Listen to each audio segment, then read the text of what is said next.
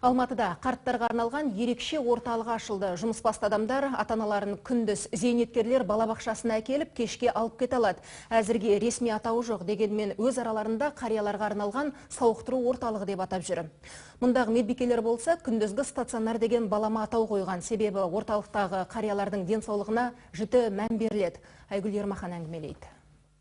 90 жасқа аяқ басқан Зейнеп әжейді балалары таңғы 8-де қарттарға арналған сауықтыру орталығына келеді. Өйткені қария балалары жұмысқа кеткенде үйде жалғыз қалады. Зейнеткерге де мұндағы өмір ұнапты. Қазір жіппен бізді қайта қолына алып тоқыма тоқуға кіріскен.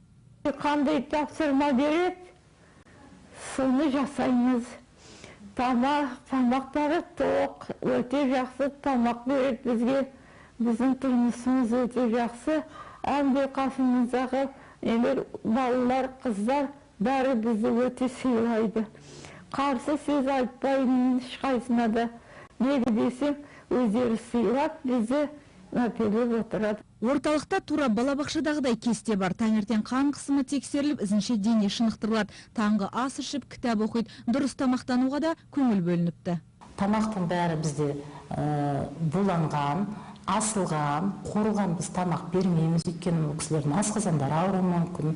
Тамақты жақсы ішкен адамдарға бұл кісілер кішкене көңілді болсын деп біз 5 деген балл қоямыз. Бұл кісілерді қабылдардың алдында туысқандарынан психоневрологический учетта тұра ма, тұрмай ма, и терапевттің денсаулығы туралы справка аламыз.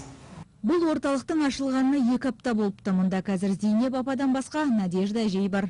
Надежда ананың бойында да қарттыққа тән сырқат бар. Қазір жасағанын тез-ақ естен шығарады. Сондықтан мұндағы мамандар қарттарды пайдалы іске баулайды. Мысалы, бұлай сурет салу, саусақтарды жаттықтырып, ми жұмысын жақсартуға септігін тигізеді екен. Дегенмен мұндағы қызмет ақылы ай сайын 60 000 теңге. Мекеме 15 адамға шақталған. Басшылық келешекте шеберлік сабақтарын өткізіп, жасалған бұйымдарды жәрмеңкелерге қоямыз деп жоспарлап қойыпты. Бабушка может забыть выключить чай. Далаға шығып үйіне қайтар жолды таба алмай қалатын жағдай болады. Сондықтан біз ұсынып отырған орталықтар қажет. Бұл балабақшаны қарттар үймен шатыстыруға болмайды. Елдер ойлауы мүмкін, ата-анасынан бас тартқандар осындай келіп өткізеді деп. Мүлдем олай емес. Керісінше біз оларға күндіз қолғабыс етеміз, ал кешкісін үйлеріне оралады. Жоба авторы мұндай орталықтар батыс елдерінде кеңінен қолданылады дейді. Жұрт жаңашылдыққа оң көзқарас танытып отыр.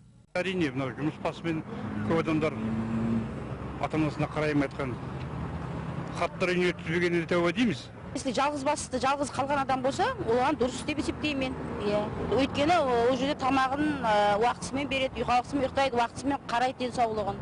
Жоба авторы бұл бастама қаладағы қарттар үйінің санын азайтады деген сенімде. Айгүл Ермахан, Медети Сапанова, Астана телеарнасы, Алматы.